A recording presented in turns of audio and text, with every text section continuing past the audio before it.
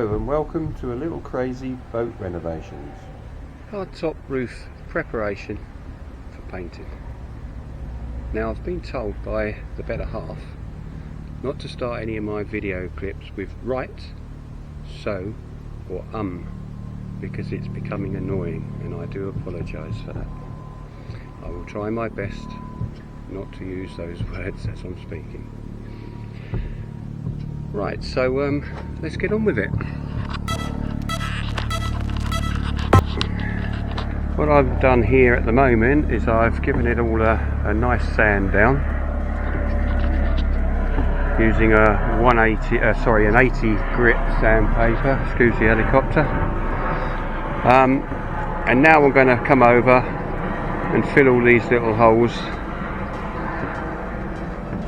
And I've opened up some of these spider cracks from the original drill holes that was in the roof.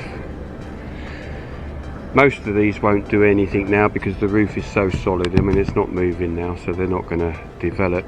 But these ones around here, this is where the mast is going to go. So I've opened these up to make sure that they're not going to spread anywhere when the mast is being tightened down. So once this is all done, I've gone over it with an air hose, getting all the loose dust off, and then acetoned it down. Now what I'm going to use is this 2-part epoxy. It's an A and B, and it's an international watertight. It's very good stuff. I've used it before, and it will take care of these little holes where the screws were quite easily.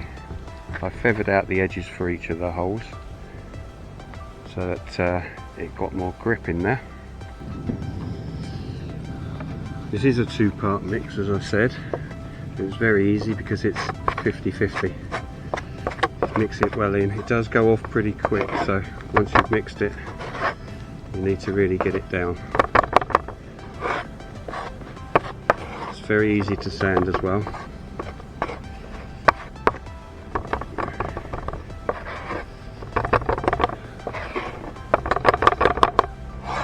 Like with all chemicals, use gloves.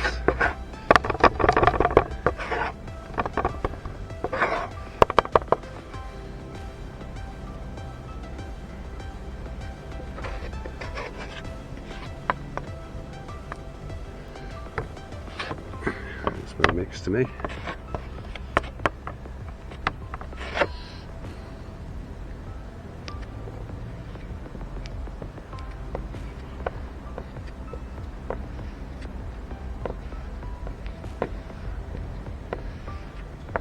Just squeeze it into any of the holes.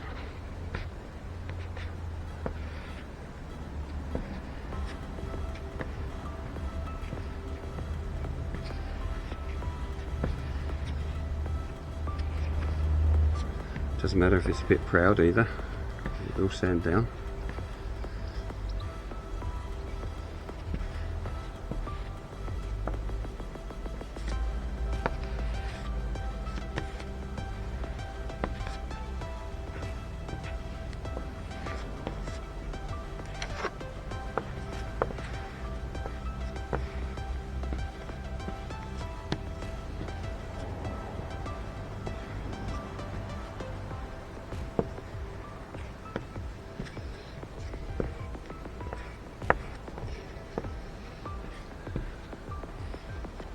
If you don't get it first time, you can come back to it and do another coat over the top.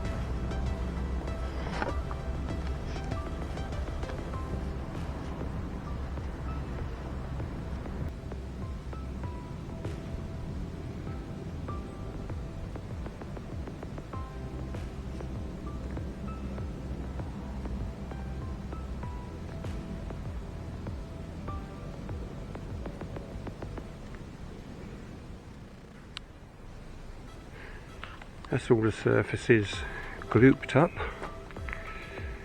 As I say, it should take a good sand afterwards.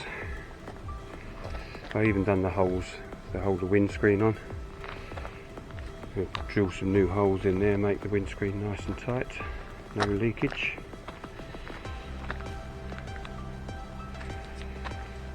So I've done every little blemish that I can see,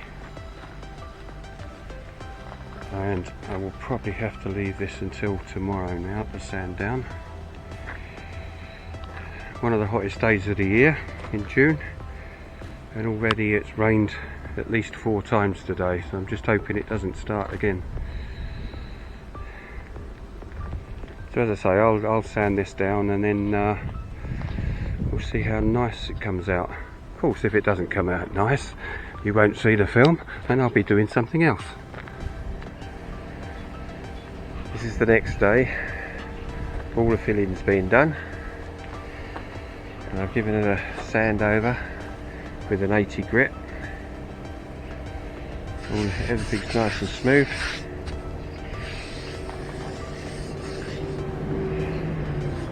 Black marks along here are just the lead marks where it was rubbing against it. They'll all come off with a wash. And down around the edge.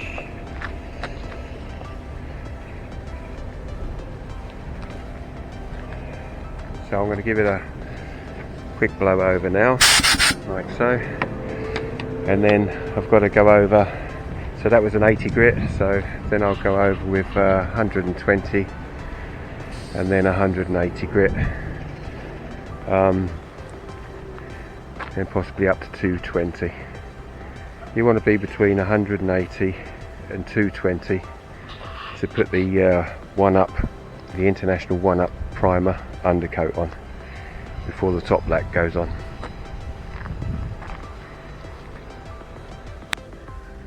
Hardtop's had a complete sand down now, so it's had an 80 grit, 100 grit, 120 grit, 180 grit. I could go up to 240, but they're saying between 180 and 200 is absolutely fine for the 1-Up International primer. I've just laid the furniture on the top of the roof there, because before I even start painting I want to drill and clean up the holes.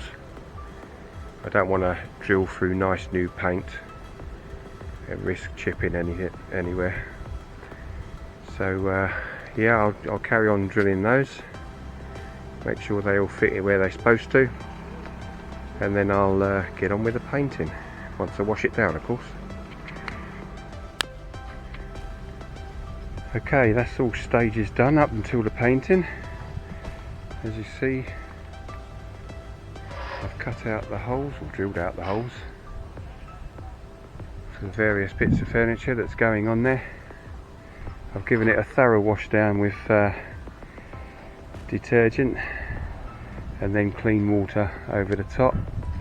So all I'm doing now is waiting for it to get dry, and then I'll be on to the painting stage. It's very hot today, so it won't take too long to dry off. This is what I'm not looking forward to as I start to paint. You can see that there, that fly. I can just see them kamikaze straight onto the paintwork, but that's the trouble when you're working outside.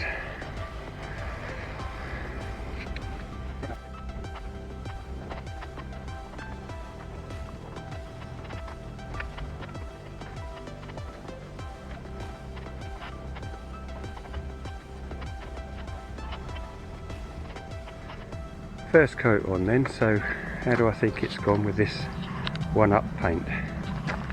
Well, to be honest with you, it is quite smooth on the top. I say quite smooth, I think very smooth. Down the sides as well. It's covered well. I think the only place that I could be happier is along this front edge.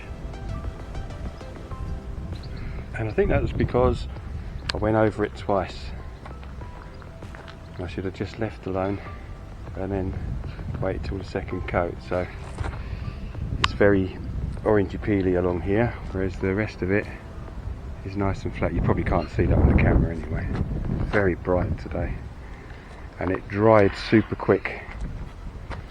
So I shall have to decide tomorrow whether I'm going to do a light sand on it before the next coat. Second coat of primer on now. That's the International 1-Up. And as this is the last coat, because you only have to do 2 on GRP, it does say to get better opacity to mix 50% with your top coat, which is in this case Top Lac Plus. So it gives it a much whiter white and hides everything underneath that was darker a lot easier. So we'll let that dry overnight. I mean, it's only early in the morning at the moment, but we'll give it 24 hours and then we'll start a top coat. Just checking first that this doesn't need a light sand. I've finished now with all stages on the hardtop roof up to painting. So it's had its undercoat, it's had plenty of sanding in 320 and 400 grit, ready for the top coat to go on. Now I don't want to put the top coat on because I've got some stuff on the actual boat itself to do. So that's it for this episode really. Thanks for viewing.